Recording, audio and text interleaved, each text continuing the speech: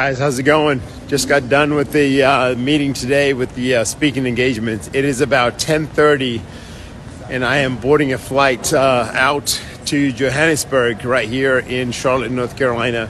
What an awesome meeting that we had. Huge supporters. We talked about food insecurity. We talked about Zimbabwe on the platform. Guys, I am proud of everything that you're doing. I'm proud of the work that we're doing.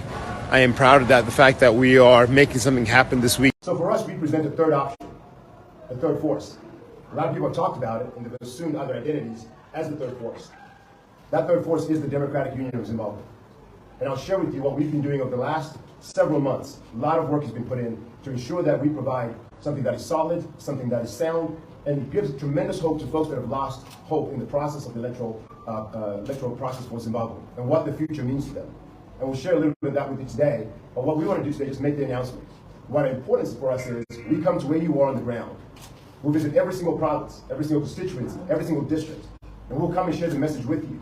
Because we know that you're tired and you're exhausted with false promises and false hope. One of the best ways to rig an election is to have a fake opposition.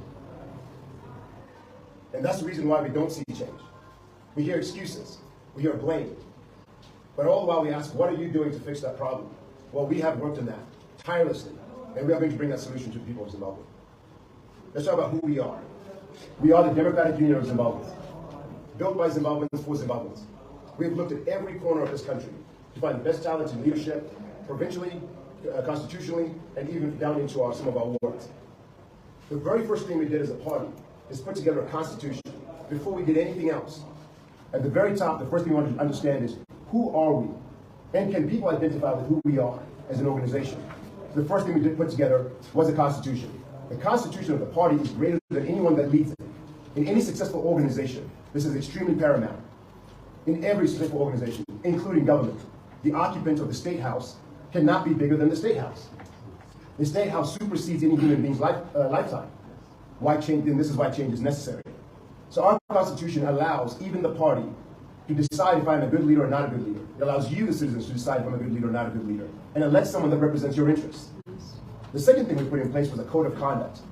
The way we carry ourselves, integrity is far paramount. And if the last 2 weeks have taught us anything, without a code of conduct in any institution, people have free range to do whatever they want without accountability. And for us, that matters most. Integrity, accountability, keeping our family structures in order. Those that are married remain married.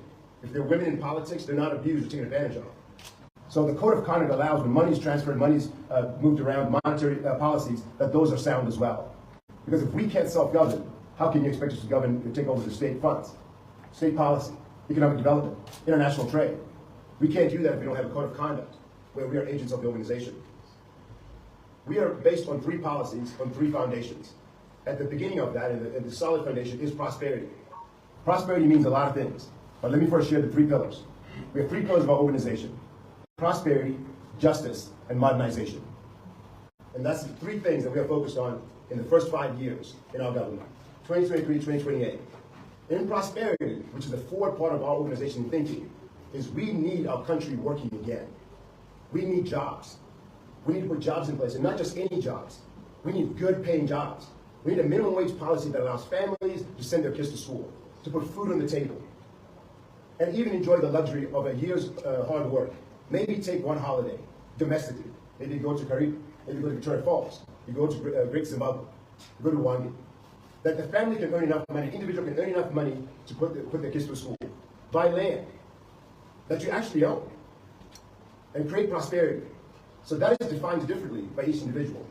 But the opportunity exists for us in Zimbabwe to do it. No other foreign national should be able to come in and benefit from what our country has to offer. We're educated, we're smart, we're hardworking. We want opportunity, we want to be able to thrive in that. Our prosperity process and economic development plan allows people to do that. The second pillar that we have is justice. Justice is at the center of our problems. Our judicial process does not protect the people of Zimbabwe. Nowhere in any industry, we have things such as child marriages going on. Teenage girls are pregnant, young girls being pregnant. We have money being looted, funds being misuse of government funds, misuse of coffers. If anything happens, you don't trust that there's a process in place that protects you and is fair in the process in which it's supposed to operate. While that is an executive, part of the executive branch, one of the biggest things we're going to do is ensure that our judicial process is really goes through an entire overhaul and that the Constitution of this country, before any amendments are done, is executed to the way it is written and agreed to. Through its execution, we can find where things need to be adjusted, but we don't adjust it until we have executed our Constitution as a country. Our justice system protects your wealth, it protects your well-being, it protects the country's own interests. Zimbabwe for Zimbabweans. Our national security is impacted by our justice. Our foreign direct investment strategy is affected by the way our justice system operates. Do people believe that there's accountability if they come and do business with us here in Zimbabwe? The answer is no. We have an energy crisis right now. Many people have come and said, hey, we put plans in place for energy resources, including myself in 2017. My company came and presented a plan for solar in this country in 2017. We faced two challenges in doing that. Is our investment protected? And do you have the ability to repay that project? And it's no and no. And any smart business person would understand that. So justice is very paramount to what we do and how we intend to govern in the future. And the trust that you have for the government you've elected. You have to trust that if something is not done correctly, that no one is above board. There's no sacred cows. We're all accountable. So that I believe the justice system is at the center of our problems and our challenges. The third pillar, which is my favorite, I love building, I love putting things together, is modernization. Boy, do we have work to do. Just coming here today was troublesome. One is I couldn't get my shirt pressed or ironed because there's no power. They don't understand. They ran out of diesel. For the generator that was running all night to ensure I could work and prepare for this all night. The directions we need in the GPS would not work because there's no network. Because some networks run on the power that's needed, the towers. And all sorts of issues that take place. Everything, if you look at every category, every sector in our country, nothing is functional. Healthcare, education, policing, our military don't have the equipment they need and the training they need to protect our country and our citizens. And to realize that they are protecting us and no other interest. They're there to protect us and protect our borders in our country. We look at our teachers, our union workers. We even look at some of the most basic functional jobs that exist today. We need to upgrade. Here's the beauty. Once we admit that we know we're rock bottom, we can start fixing the problem. Because when most countries have a challenge in infrastructure, is upgrading existing infrastructure. Ours barely exists, it barely holds on. So we have a chance for a new slate, new projects in infrastructure, which are much easier than trying to rip out existing ones that might have been paid for a few years ago. Nothing has been upgraded. Whether in the GNU, they didn't upgrade anything, or in the current regime, nothing's really been put together. So in modernization, our economic plan and our manifesto is about 151 pages long, and is provincially based. Of course, we have a national agenda, but each province has its own projects and its own sets of development that adhere to those provinces, whether it's religiously bound, tribally bound, but in, the natural resources available in those communities, or what they're known for. Some are agriculturally based, some are mining based, and some are manufacturing. The biggest part for us in that economic policy is job creation and making sure that we implement a minimum wage policy. Instead of minimum wage, in any government, we want people to start working to put money back into the state coffers so we can reinvest that into communities. You cannot make withdrawals where you don't make a deposit. It's really simple economics. So we need people working. So our economic plan is really the fun part. And that's the hope that we have. You know, when I think about that, and I travel the country, I've been in Zimbabwe almost every month this year, working with our teams, talking to people on the ground, going through various think tanks on the business, on the private sector side. Our balance and understanding what the economic policy looks like, there's a very fine balance between what government initiatives are trying to do and where private sector intersects. It is very, very important that we understand that project. We need to work with private sector to ensure that they're successful in that program, and on the same side, helping us match the agenda of the government. For example, we know that if we increase wages and say we want a minimum wage policy, private sector is going to be affected. But we know that working with them, there are other areas of taxation and tariffs that really need to be reduced on import for them to be more functional. I'll give you one example. In automotive, some companies need cars, and they're coming in from South Africa. I believe the tax is like 100% of the vehicle. That needs to be brought down. We need the trucking industry back in our country. We need manufacturing back in our country. We're strategically located center of SADC. Nothing should be passing through us. It should be coming from us. So our economic policy, we'll be sharing that at our launch. It'll be up online. Our Constitution should be up online when we finish the conference today. You go on our website, you'll be able to look at our Constitution, our Code of Conduct, and we'll look at our philosophy, which I'll share towards the end. So the next question is, who am I? That's the real question, right? It's the fun part. I was born here in Harare. My mother is Zimbabwean. At the age of, right before my third birthday, my parents passed away in a car accident. My father was working at Bindura mine, nickel mine. We lived in Bindura, my sister and I with our parents. 10 days before my birthday, which would be December 21, my parents passed away. Just a few days from now will be the anniversary. We both lost our parents in a car accident. We moved to Chinoy in the location with our grandparents, because obviously there's nowhere else to go. So those that have been to my hometown in Chinoy, I grew up in the location. I'm a ghetto youth. Serious.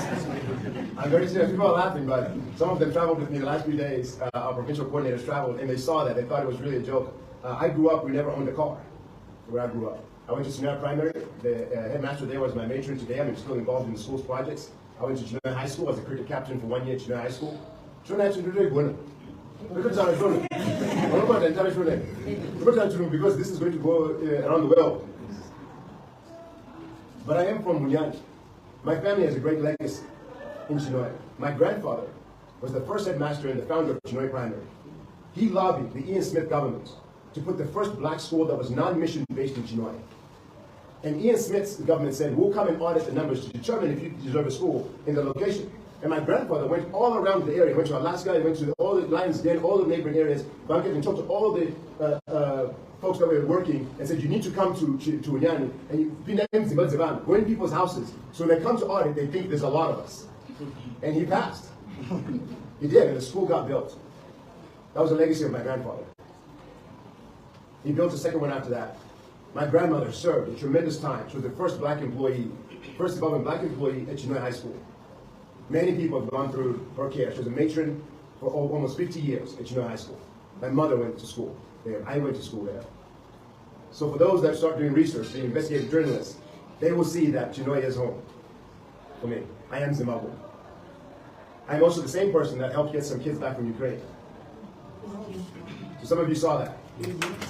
And I only intervened in that one. And that was a very trying time for me because I just had a newborn son. He was only 2 weeks old. And I had to have a conversation with my wife and said, I need to serve my country. The government had made a public announcement that we're not going to rescue these kids and these people. So I quickly put on a line and said, I'm willing to do it. I will admit that some folks in the opposition did step up. There was 4 of us total and maybe a few people on the ground. And we worked tirelessly to get these kids home and these people home. I believe the total number was about 128 that we got home.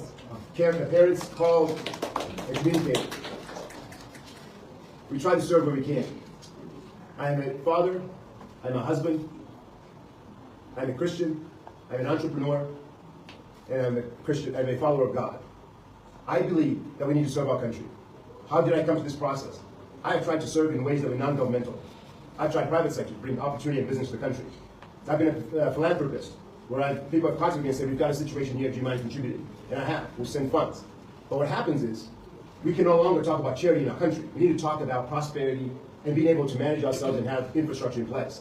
So once I started diving into deep conversation with people that I respected, others Zimbabweans I respected, we realized we needed to change right at the very root of that, which is the government and politics. And we find ourselves here today. So a lot of work and a lot of time has been put into this process for us to reach where we are. And I'm very excited about that. The question is, why do we exist? Why does the Democratic Union of Zimbabwe exist today? People would say that there's other entities that are larger. I look back in history and think to myself, what is more critical to the people of Zimbabwe? We've had the same government that's been in power since independence, and has done nothing to serve the people of the country.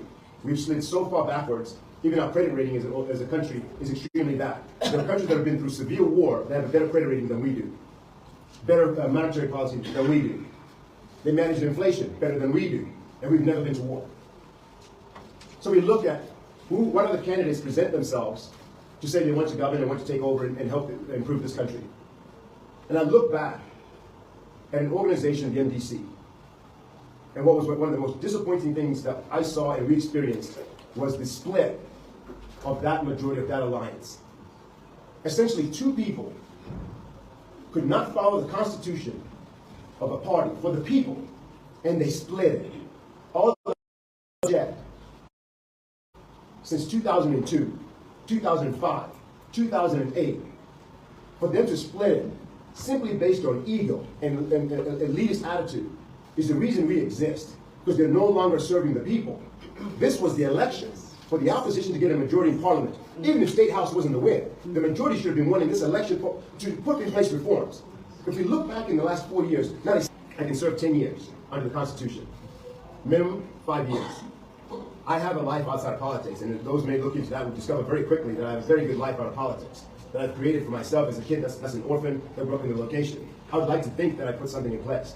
Politics is not my career goal. But I knew that I couldn't live with myself if I didn't step up and try to change the conversation and put forward a solution that people can really choose and say we have done something. We have a lot of work to do. A lot of work to do. Oh. Sit down. Sit down. Put it down. Someone gonna sit water? Put it down.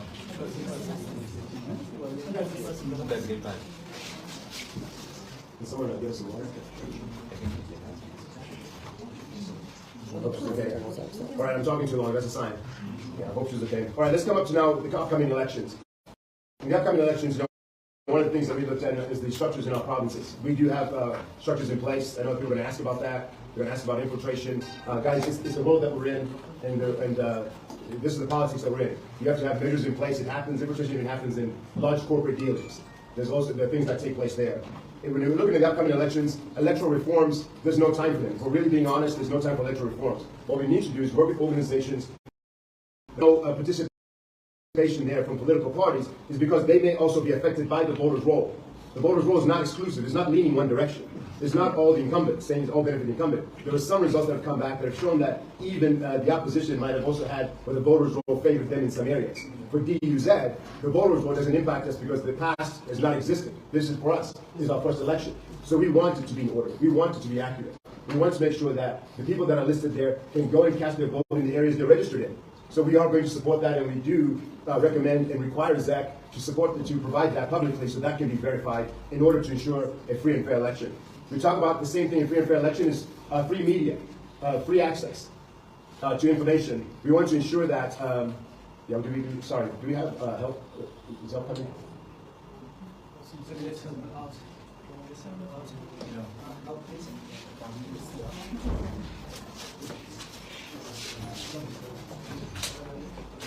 Okay. Apologies. So free and fair elections is a big part of that. We're calling on the citizens to come and work with us, and ensuring that one is our goal is to deliver the message of hope. We encourage you to register to vote, even if you haven't made a decision yet, and that is your right. They don't ask you who you're going to vote for when you register to vote. So register to vote so you have the opportunity, should you decide that there is a third force that serves you. Statistics for us show us that you are the bigger population than either one of the parties today. The only thing we're left in our politics today is extremes. Extreme one party, extreme one party. The rest of the folks, all of us, are in the middle. And that comes to our ideology. When we wonder where we are on the spectrum, our name is the Democratic Union of Zimbabwe. We are center on this political spectrum. There's the far left and the far right. We are dead center. Our focus is on prosperity and creating jobs and making sure that people can feed their families and take care of their families, and ensure that we start to upgrade our country. And it attracts Zimbabweans who are currently contributing to other economies to come back and contribute to ours. We want you to build our country. We want to keep our heritage. We want to ensure that we keep our religious beliefs and our local beliefs. So for me, I'll end there. And I want to thank you for the time. But our team is ready, we're prepared, and we're not here for the personalities, we're not here to play around. We're here to win this and start delivering change to our people. So I'll leave it there, and any questions available, happy to take them.